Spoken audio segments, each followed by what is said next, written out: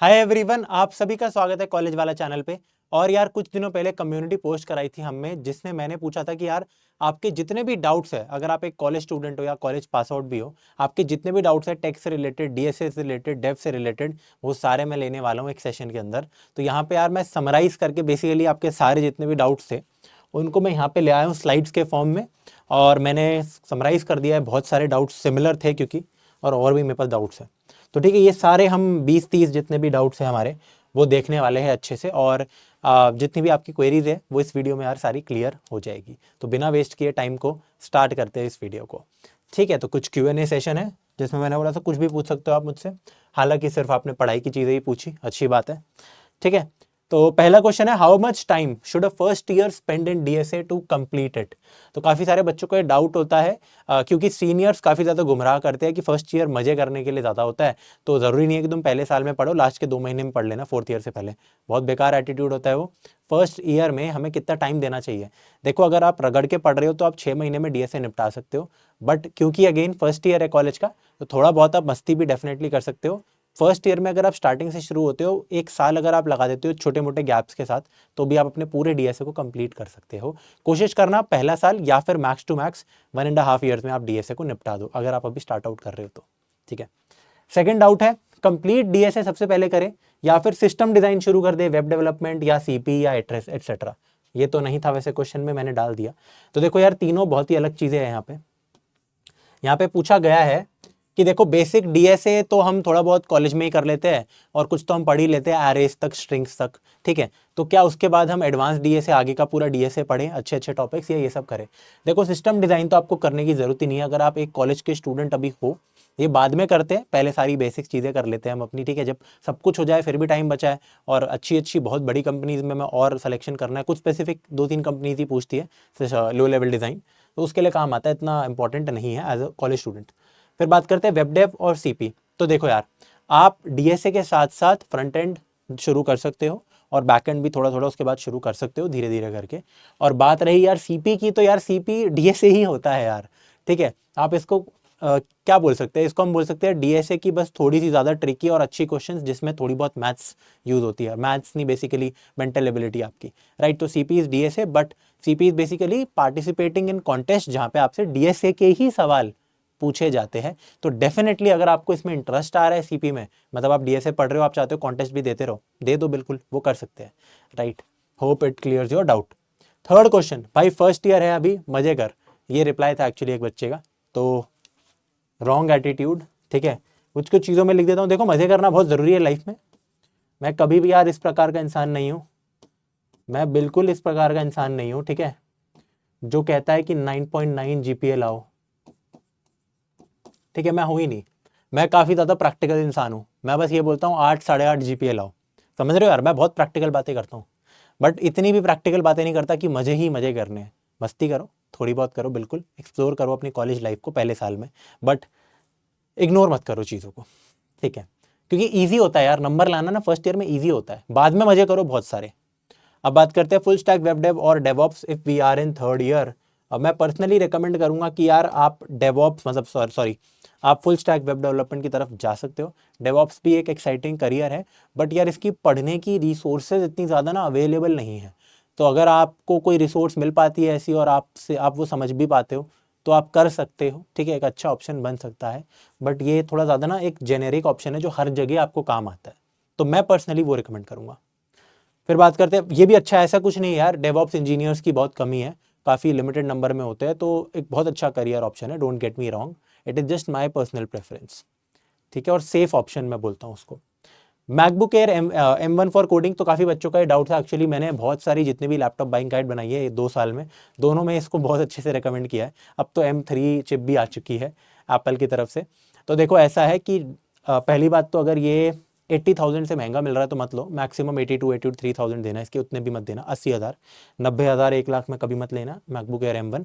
दूसरी चीज़ कि अब आपका सवाल पूरा कंप्लीट नहीं था। अब कोडिंग में अगर मैं बोलूँ नॉर्मल, अगर आपको डीएसए के सवाल करने हैं, आपको ऑनलाइन कंपाइलर चलाना है, आपको सीपी करनी है, आपको वेब डेव भी करना है, फ्रंट एंड बैक एंड, सारी चीज़ें इसमें हो जाती है।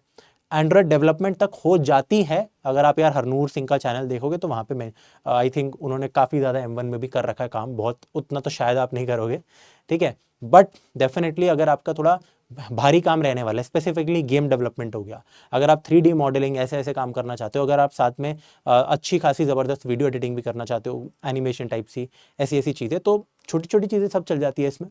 बट एक गेमिंग लैपटॉप शायद वो चीज़ें बेटर कर सके। अगर आपको गेमिंग करनी है तो ये बिल्कुल भी नहीं है आपके लिए, राइट।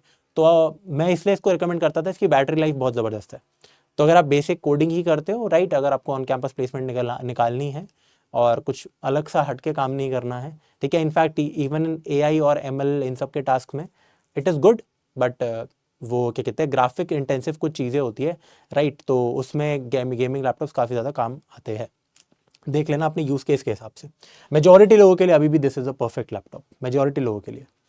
वीडियो बना दो सर एक पैकेजेस की, जैसे बहुत सारी वीडियोस होती है कि भाई माइक्रोसॉफ्ट, गूगल और फैंग कंपनीज और बाकी टॉप कंपनीज कितना पैसा देती है, बच्चों को देखने में मज़ा आता है, पढ़ने में मज़ा नहीं आता उनको। उनसे पूछ लो कौन सा क्वेश्चन किया लीड कोड पे, क्या आपकी प्रोग्रेस है, बोलेगी अरे ये सब नहीं, पहले तो हम देखेंगे कौन सी कंपनी का सबसे ज़्यादा पैकेज है, फिर हम पढ़ना चालू करेंगे। तो ये एटीट्यूड बंद करो अपना। और दूसरी बात यार, ये वीडियो तो मैं बना लूंगा। बच्चे ने पूछा था कि डेटा साइंस की कौन सी ऐसी टॉप कंपनीज है जो कितना कितना अच्छा अच्छा पैकेज देती है। देखो सारी टेक की कंपनीज यार, हर फील्ड में टॉप की कंपनीज आपको अच्छा पैसा देगी, ठीक है, 20 से लेकर 30 लाख रुपए बिल्कुल देती है।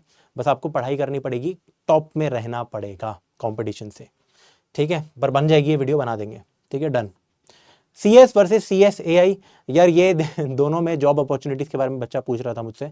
सिमिलर जॉब अपॉर्चुनिटीज़ दोनों में होती है, ये बस CS की सीट्स बढ़ाने के लिए था, ठीक है। कुछ एक्स्ट्रा सब्जेक्ट होते हैं AI से रिलेटेड, बट ऐसा कुछ नहीं है कि यहाँ पे AI वालों की जॉब नहीं लगेगी, मतलब AI कंपनीज़ में ऐसा कुछ भी नहीं है। It is just kind of a slightly better branch, but सारी प्लेसमेंट जो इसमें आती है वो उसमें भी आएगी, सेम है। Finish C programming, what next. तो मेरी सी प्रोग्रामिंग वीडियो आजकल बहुत सारे फर्स्ट ईयर्स देख रहे हैं, I am happy to hear that, complete कर रहे हैं उसको, व्यूज़ भी अच्छे आ रहे हैं उस पर। तो उसके बाद हम क्या करें यार, उसके बाद आप स्टार्ट कर लो C++ या फिर जावा में से कोई भी एक, किसी भी एक लैंग्वेज में DSA आप स्टार्ट कर सकते हो। दोनों का सिंटैक्स भी सेम ही है, जैसे आपको लगता होगा ना C++ सिमिलर लग रहा है, जावा अलग है। सी का थोड़ा ज़्यादा सिमिलर है, लेकिन जावा का भी यार मेजोरिटी केसेस में बहुत ज़्यादा सिमिलर, लूप्स, कंडीशनल, सबका सेम सिंटैक्स हमारा होता है। तो सी में DSA नहीं करना, C++ या जावा में आफ्टर दिस। अब देखो अगेन एक क्वेश्चन सिमिलर था इसी के साथ साथ, ठीक है, व्हाट नेक्स्ट के बाद C++ या जावा, सिर्फ इन दोनों लैंग्वेज को पकड़ो एंड उनके साथ DSA करो, उस लैंग्वेज में DSA कर लो। वैसे ये लैंग्वेज इंडिपेंडेंट होता है, but still. Recursion one shot by Raghav sir, तो बहुत सारे बच्चों ने बोला था यार रिकर्जन वन शॉट लिया हो, ऑलरेडी यार बच्चों ने स्पेसिफिक डिमांड की है C++ की। तो मैं आपसे कहना चाहता हूँ कि अरे भाई, अगर आपको मुझसे रिकर्जन में C++ में रिकर्जन पढ़ना है तो आपको डेफिनेटली C++ तो आती है बेसिक, ठीक है, फंक्शन तक तो पढ़ रखा है ना, वरना तो 1 घंटा समझ नहीं आएगी कभी भी आपको, बिल्कुल भी समझ नहीं आने वाली आपको है। मैं मान के चल रहा हूँ कि आपने बेसिक एरे हो गया, आपका फंक्शन हो गया, लूप्स, पैटर्न प्रिंटिंग, ये सब आता है, तब जाके आप रिकर्जन पढ़ना चाहते हो। मैंने बना रखी है ऑलरेडी रिकर्जन इन C language one shot, college वाला पे अवेलेबल है भाई, उसको जाके देखो। मैं एक्सप्लेनेशन तो मैंने C लैंग्वेज में नहीं की ना, मैं तो प्रॉपर एक्सप्लेन कर रहा हूँ पहले कोड को, फिर आप उसको C++ में लिख लो, ऑलमोस्ट सिमिलर कोड होता है। तो इतनी मेहनत आप खुद करो यहाँ पे, ठीक है। फिर बात करते हैं यार, ये तो हमने देख लिया, अब फटाफट यार अपनी सेकंड स्लाइड, अपने यहाँ पे फटाफट सेकंड स्लाइड देखते, सारे डाउट्स फटाफट निपटाते आपके। सबसे पहले यार, I make mistakes when I code even though I have complete clarity of the concept. मेरे साथ भी ये बहुत होता था, एरे वैरे या फिर कोई पर्टिकुलर डेटा स्ट्रक्चर या कोई चीज़ पढ़ ली, क्वेश्चन करने जाओ लीड कोड पे या किसी ऑनलाइन प्लेटफॉर्म पे या फिर कोई भी बैच से आप पढ़ रहे हो तो क्वेश्चन कर रहे हो, खुद से नहीं हो पा रहा। तो यार ये लैक ऑफ प्रैक्टिस की वजह से होता है। इसके मैं आपको रीज़न बताता हूँ क्लियरली मिस्टेक्स का। अगर आप थ्योरेटिकल पार्ट को ज़्यादा वेटेज देते हो, ठीक है, तो आपसे गलती होगी। अगर आप कोड कम करते हो, आप वीडियो देखते रहते हो, लिखते रहते हो, देखते रहते हो, लिखते रहते हो, खुद कोड नहीं करते, तो दिक्कत आएगी। तो इसको थोड़ा सा सुधारो, आपकी चीज़ बेटर हो सकती है।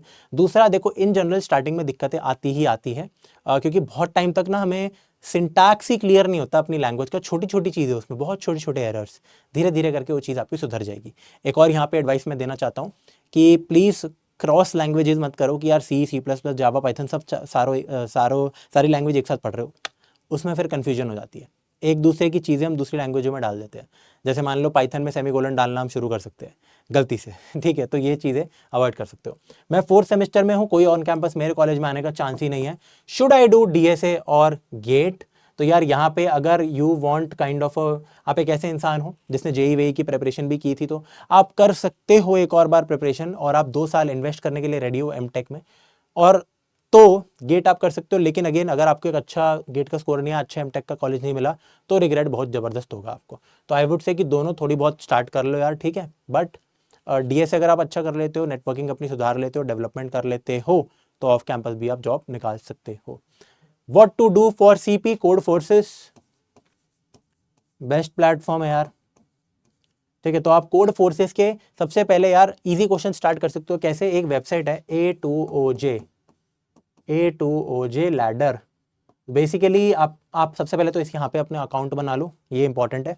फिर इस वेबसाइट पे जाओ, ये इसी पे रीडायरेक्ट करेगी आपको। बट यहाँ पे इजी से मीडियम बहुत अच्छे से क्वेश्चन सेग्रीगेट हो रखे हैं, तो आप आराम से कर पाओगे, आपको दिक्कत नहीं आएगी और मजा आएगा बहुत। तो यहाँ से आप स्टार्ट कर सकते हो, और फिर उसके बाद आफ्टर दिस पहले बेसिक क्वेश्चंस, इजी क्वेश्चंस, फिर आप कॉन्टेस्ट देना शुरू कर दो सीपी के लिए, ठीक है।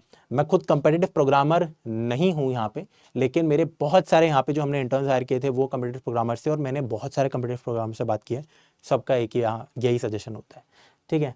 डायरेक्ट भी कर सकते हो, अगर आपकी थोड़ा ज़्यादा वो है, डायरेक्ट कॉन्टेस्ट देना स्टार्ट कर सकते हो। I would say this is a kind of a middle ground. DSA in C++ by Raghav sir, already available decode batch. Completed basics of C, now what? C++ या जावा में again DSA करो। ये तो same question ले लिया मैंने। How many DSA questions daily? कितने daily हमें करने हैं? सबसे पहली बात तो आपको ध्यान रखना है कि जब आप DSA के बैच में एनरोल करते हो, स्टार्ट करते हो या फ्री के बैच में पढ़ते हो, तो एरेस तक पहुंच जाओ। जब आप एरेस तक पहुंच गए, एरेस स्टार्ट हो गया, तो फिर आप यार ऑनलाइन प्लेटफॉर्म पे क्वेश्चन सॉल्व करना स्टार्ट कर सकते हो।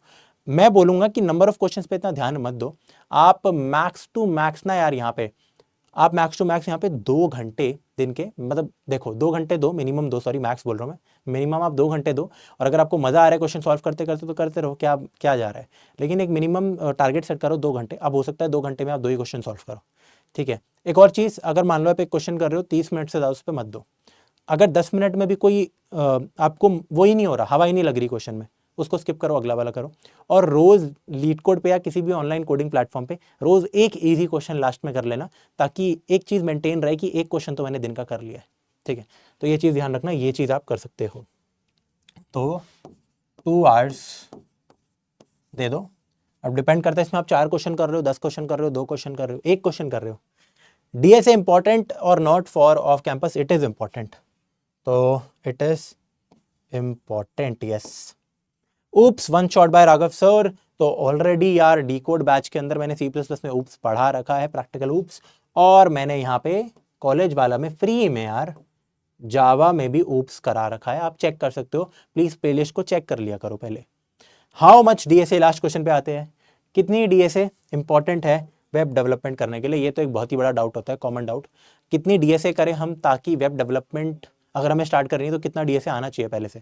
आई वुड से आप बिना DSA के वेब डेवलपमेंट स्टार्ट कर सकते हो। फ्रंट एंड डेवलपमेंट के लिए कोई DSA की रिक्वायरमेंट नहीं होती है। और जब आप बैक एंड पढ़ते हो, इवन फ्रंट एंड भी जब आप पढ़ रहे होते हो, तो जब आप जावास्क्रिप्ट पढ़ते हो तो थोड़ा बहुत बेसिक एरे वैरे वाली चीज़ें, तो एरे स्ट्रिंग्स ये सब आप पढ़ ही लेते हो, ठीक है।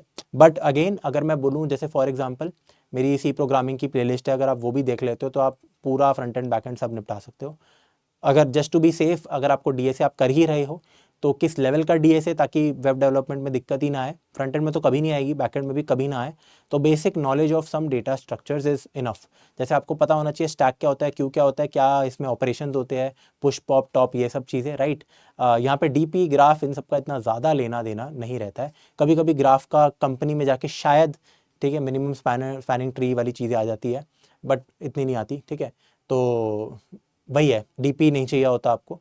तो बहुत बेसिक लेवल पे you just need an overview of ये डेटा स्ट्रक्चर कैसा होता है, क्या होता है, बस दैट्स इट, ठीक है। तो आज की वीडियो के लिए गाइज इतना ही था। आपको अगर और डाउट्स है तो एक और हम सेशन लाएंगे, ऐसे जल्दी जल्दी नहीं लाएंगे, बट ठीक ठाक पेस पे आपको एक और सेशन मिलेगा अगले महीने या उससे अगले महीने में। तो जितने भी आपके बचे हुए डाउट्स होंगे वो तब क्लियर हो जाएंगे। आई होप ऑलमोस्ट सारे के सारे डाउट्स यार मैंने यहाँ पे ले लिए थे और उनको कंबाइन कर दिया था, कंप्रेस कर दिया था। आपसे मिलते हैं किसी दूसरे लेक्चर या किसी वीडियो में। बाय।